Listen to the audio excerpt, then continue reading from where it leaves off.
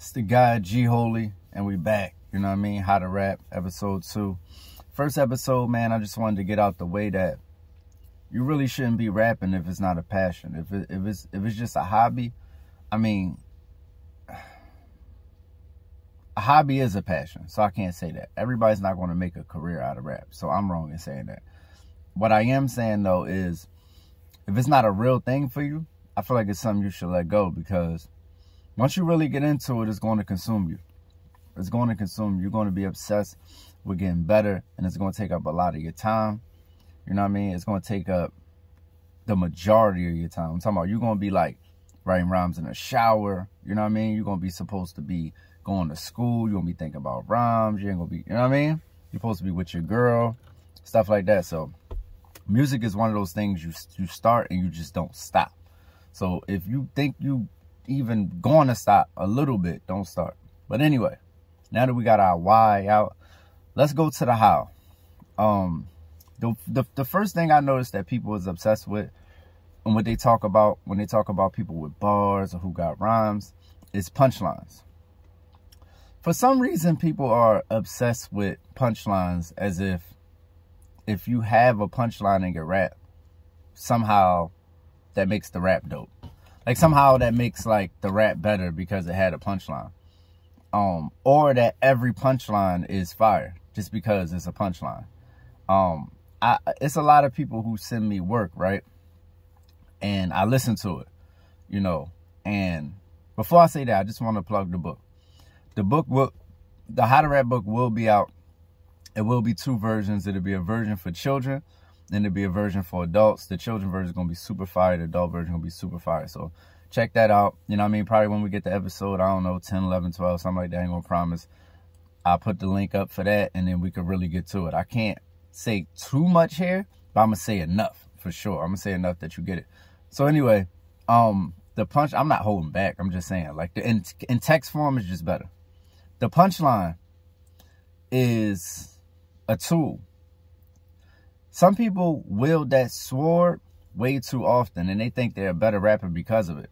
I've seen, not to name rappers, but I've seen like Lil Yachty or like a Soulja Boy or like a Lil B or something like that. Somebody that people deem like, yo, this person can't rap for real. What they do is, in order to impress fans or potential fans, they go and add a bunch of punchlines to their rap as if that would make them a better rapper. You know, first of all, let's talk about this. The punchline got to be hot. The punchline got to be hot. It's not, every punchline is not fire. That's one. Just because you said something is I get bread like Wonder, like that's not fire. That's not fire. That's never going to be fire. That never was fire. It wasn't fire in 88, and it ain't going to be fire in 28 at all. So that's a wrap. 2, it still doesn't change your cadence, flow, delivery. It don't change your voice. It works on none of these things. So if you're a whack rapper who just adds punchlines to what they're doing, then you're going to be a whack rapper with punchlines. Nothing's going to change. It's not like you need punchlines to be hot. That's not a marker of who's great or who's not by how many punchlines they can come up with. That's not the game. But oftentimes, too often, I see people adding punchlines to their repertoire and then going to that sword way too much. And it ends up really convoluting what they're trying to do. Because you start to be so worried about the line that you're not saying what you're saying. You never want to be... I always say this, right? And this is super gem. I always say just say what you're saying. Because all my favorite rappers just say what they're saying. Prodigy, Jay-Z, Nas, Pac. Everybody just says what they're saying. They just say it. You know what I'm saying? Biggie. Find a way to be creative around what you're saying. But don't let... I always say, when I'm teaching people how to draw, like my daughter right now, she's getting into basketball. I say, control the ball. Don't let the ball control you. You control the ball. You have to control the punchline. You can't let the punchline control you. You can't go for the hot punchline. Even if it's hot, even if it's fire. Sometimes a punchline will be super fire. And you're like, yo, this is like one of the greatest punchlines of all time. It happens. Everybody has like bars that's like, yo, when I, you know what's going to rock the crowd. But guess what? It don't fit here. It don't fit here. It don't fit in this rap. It's not necessary, and it's going to feel like a stretch on this side. Then you just shouldn't say it. You should probably save it for another moment where that's warranted. You don't want to follow, because if I follow a punchline and it's not, if you follow a punchline and it's not what you trying to say, but you just want to say it to have a hot line, you'll have a hot line and the song will be trash. Because when you rapping, you go in a particular direction. Never forget, rapping is storytelling no matter what. I don't care if you're telling like an actual story, like, yo, front to back, like, yo, when I was 0 up to 16. That's a story and that's cool. But you always telling a story. You know what you're telling a story about? You're telling a story about yourself. You're always giving the people a vision of who you are and what you do, so that when they walk away, they say, yeah, this is why I should listen to this person, because they got this particular perspective.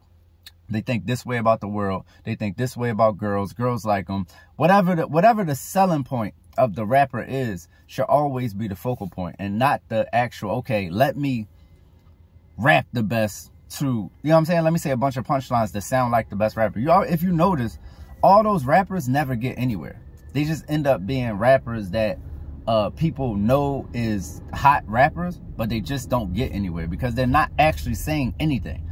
They just obsessed with wordplay to the point where that's the whole game for them. And if you're doing that, that's cool. It's like I say, if it's some type of hobby, that's fine. But if you're trying to get a point across, if you're trying to have a career, you can't chase punchlines. That's only cool for the radio. You know what I'm saying? To be like, yo, he killed it tonight on the radio. That's cool. But what are you going to do when it's time to really get down to the get down? You got to say what you're saying. So that's one thing. All punchlines is not hot. You know what I mean? And a punchline, to be technical, to get into the technical side, it could be anything. A punchline could be a simile. It could be a metaphor.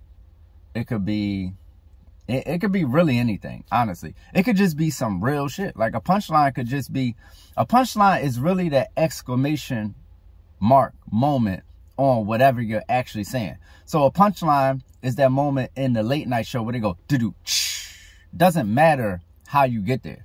If you get to the doo-doo, that's a punchline. That's a punchline. So you want to use it as a tool in getting people engaged. And I'll put it like this. I always look at punchlines like a 360 dunk on a fast break. If you play basketball, anybody who plays basketball, you know, on a fast break, you could just lay the ball up. You could lay the ball up. You could pull up for the mid. Whatever is going to get you the 2 points is 2 points. No matter how you slice it, it's going to be 2 points. Just like 2 bars is 2 bars. No matter how you slice it, it's going to be 2 bars. But sometimes you want to show off a little bit to say, here's my ability. You know what I mean? While y'all down there playing, I'm on a fast break doing a 360 windmill. You know why? Because I can. And I'm showing off my ability. But it's not making me a better player. If I could do a 360 dunk on a fast break, that didn't make me no greater. That does nothing for my stat line. Just be like, if I do a 360 windmill, it's not like that shit is worth 4 points now. It's the same 2 points, just like it's going to be the same 2 bars. And I'm still going to have to figure out how to tell a story.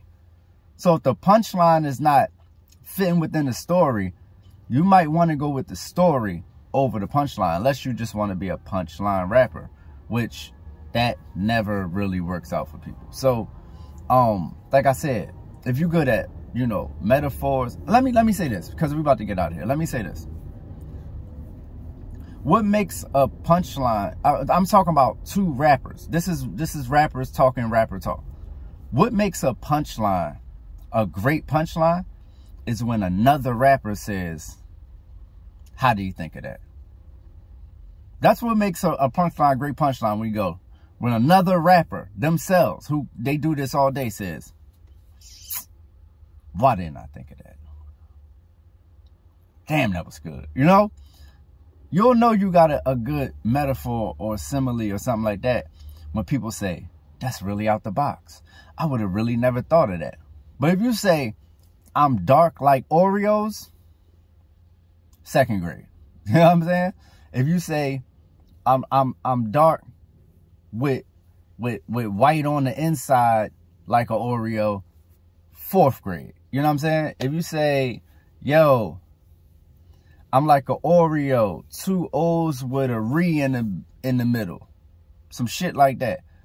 I don't know. That's like 6th grade. You know what I mean? Like, you know what I mean? I flip 2 O's and I re. I'm an Oreo. 8th grade. You get me? So the further you go in the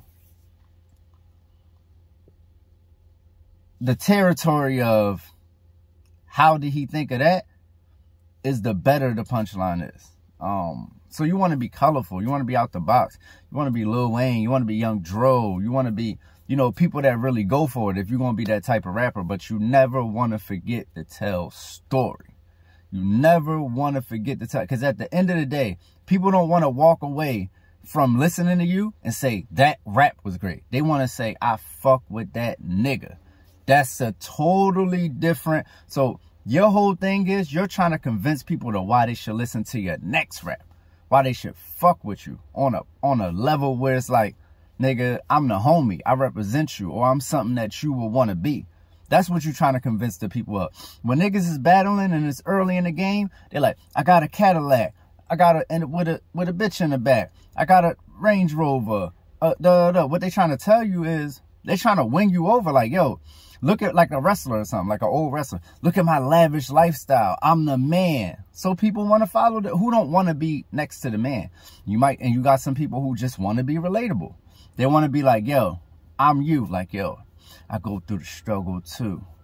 You know, my check bounce too. It's being relatable. You know, I got 3 outfits too. You be like, I fuck with that nigga. He like me. You know what I'm saying? Nigga been wearing the same pair of Timbs for the last 3 years. He understand the struggle.